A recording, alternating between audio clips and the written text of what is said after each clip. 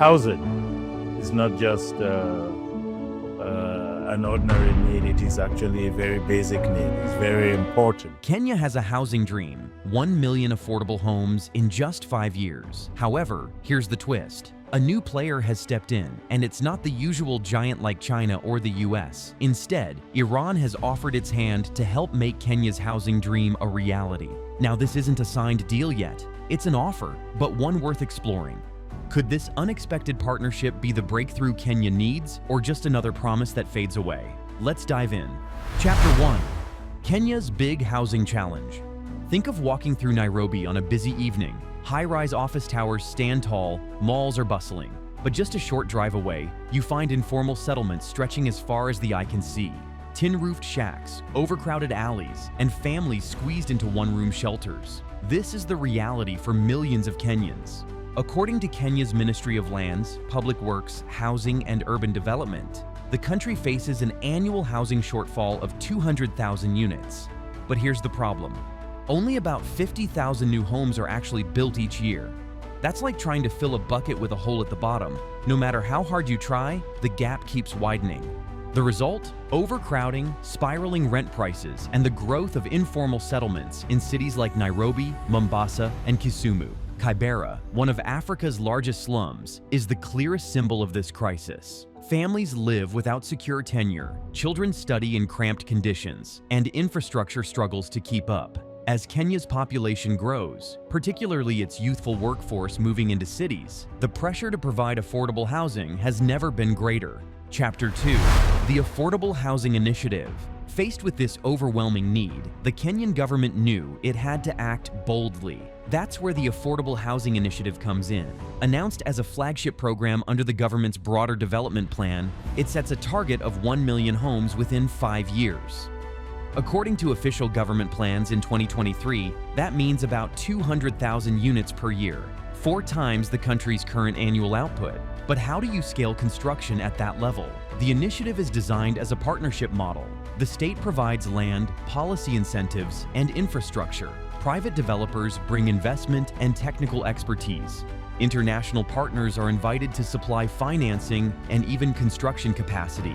And it's not just about numbers. These homes are meant to be affordable, targeting middle and low-income families who are currently priced out of Kenya's booming urban property market. To achieve this, the government is experimenting with new financing models, like tenant purchase schemes and low-interest mortgages. The goal is not only to house people, but also to stimulate job creation in the construction sector and boost demand for local materials. Of course, it hasn't been smooth sailing. Critics question the financing, citing gaps in transparency and execution delays. Others point to past projects that stalled midway. But one thing is clear, the 1 million homes target is ambitious enough to attract global attention and global partners willing to get involved. Chapter 3. Iran's Surprising Offer.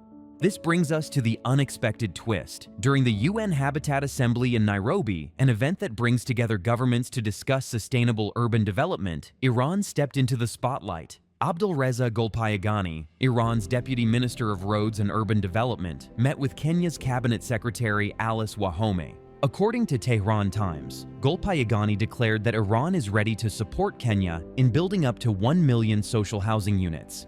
That's not a small offer. It directly mirrors Kenya's entire housing ambition. Think of hearing a country halfway across the world telling Kenya, "We can help you hit your 1 million target."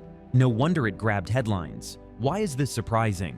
Because when people think about international players in African construction, the usual suspects come to mind: China, Turkey, or even Western-backed firms. Iran isn't typically in the conversation.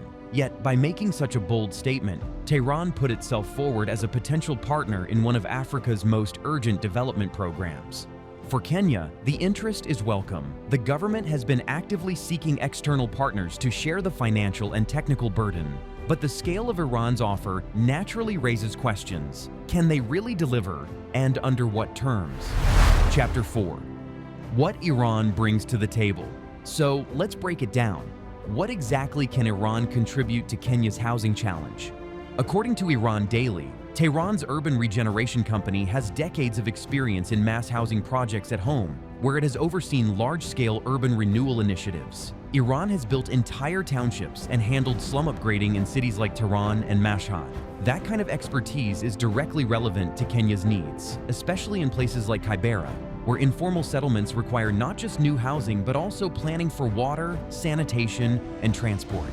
Beyond technical know-how, Iran has a significant advantage in construction materials. The country is a major producer of cement, steel, and sanitary products, exactly the kind of inputs Kenya needs in huge volumes. According to industry reports, Kenya currently imports a large portion of its construction materials, which drives up costs. If Iran can supply these at competitive prices, it could reduce overall housing costs and make projects more feasible. There's also a political angle.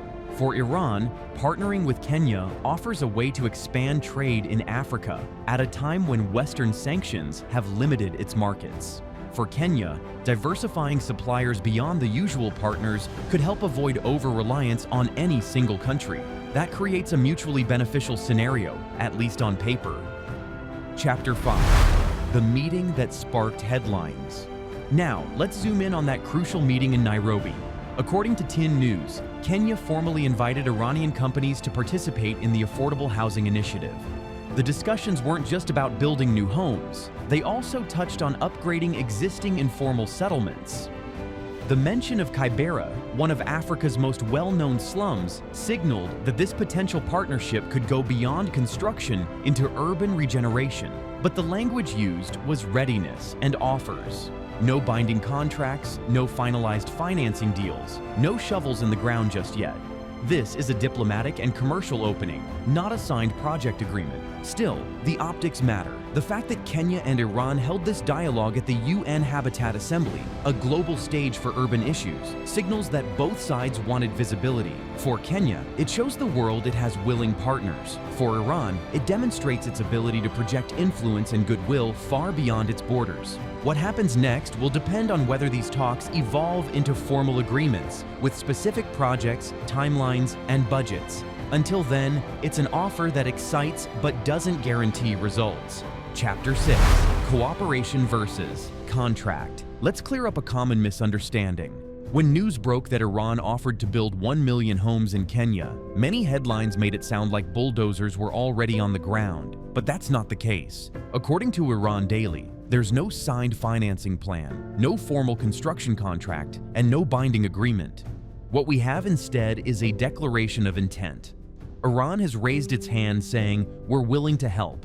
Kenya, in turn, has shown interest. But willingness and interest don't lay bricks. Until financing is secured, timelines are drawn, and construction firms are mobilized. This is more of a diplomatic gesture than an actionable project. Think of it like a handshake at a conference. The smile, the photo op, the goodwill, all real. But until both sides sit down and ink the details, the promise of 1 million homes remains just that, a promise. And in Kenya's housing history, promises have come and gone. The difference this time will depend on whether this intent actually transforms into signed contracts and mobilized crews. Chapter 7. Opportunities for Kenya. If it does move forward though, the upside for Kenya is huge. According to Kenya's State Department for Housing, meeting the annual target of 200,000 housing units could generate hundreds of thousands of jobs across construction, supply chains, and related services.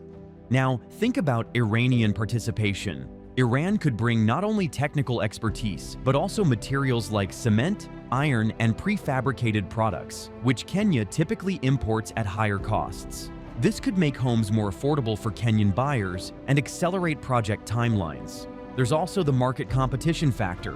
Up until now, Chinese firms have dominated major infrastructure projects in Kenya. If Iranian firms enter the mix, it broadens Kenya's options, potentially pushing down prices and encouraging innovation. And at the community level, it's simple. For families stuck in overcrowded settlements, this kind of collaboration could mean access to safer, cleaner, and more affordable housing sooner rather than later. The social payoff is just as important as the economic one. Chapter 8. The Geopolitical Angle. But let's zoom out. Because beyond the blueprints and building materials, there's a much bigger story here. Geopolitics. According to the Tehran Times, Iran is actively strengthening its presence in Africa, seeing it as a fresh market for trade and diplomacy, especially as Western sanctions restrict its access to traditional partners.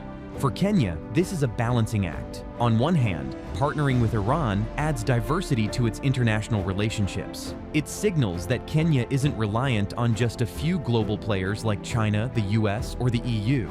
On the other hand, Iran's tense relations with the West raise questions. Could deepening ties with Tehran complicate Nairobi's other diplomatic or trade priorities?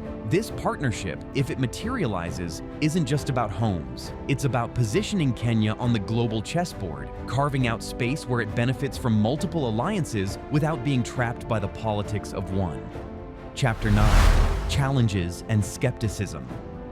Of course, optimism has to be weighed against hard reality. Can Iran really deliver 1 million homes abroad when it faces serious economic challenges at home? Iran's economy is under pressure from sanctions, inflation, and its own domestic housing demands. On the Kenyan side, challenges are also well known. According to Kenya's Parliamentary Housing Committee reports, even local projects regularly stall because of financing gaps, land disputes, or bureaucratic slowdowns. Skeptics argue, if Kenya struggles to deliver its own initiatives, what are the odds a foreign partner will break that cycle? And let's not forget, this isn't the first time Kenya has seen ambitious promises. Over the years, foreign investors have pledged everything from megaports to futuristic cities. Some got built, many fizzled out.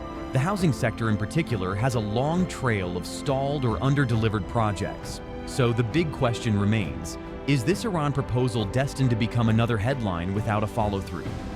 Chapter 10: What happens next? So, what's next? This is the part where words need to turn into action. Kenya and Iran will need to hammer out concrete agreements, not just expressions of goodwill. That means financing terms, who pays what, who builds what, how long it takes, and how it will be monitored. According to TIN News, Iranian officials even invited Kenya's housing minister to Tehran to continue talks. If those discussions produce binding contracts, we'll see the real test begin. Mobilizing resources, setting up supply chains, and breaking ground on actual sites. Until then, this remains a proposal with potential, not a confirmed project. For Kenyan families in need of affordable homes, the hope is that leaders move fast and turn promises into progress. For Iran, it's an opportunity to prove that its outreach to Africa isn't just symbolic, but tangible. So the next headlines to watch for? Not just offers and readiness, but signed deals, announced timelines, and maybe even the first foundations being poured. Only then will Kenya's 1 million homes dream start turning from vision to reality. Kenya's dream of 1 million homes is bold, urgent, and necessary. Iran's offer adds an unexpected twist, signaling new players in Africa's housing race. But will this promise turn into real bricks and mortar, or fade as just another diplomatic soundbite? What do you think? Is Iran the right partner to help Kenya build its housing future?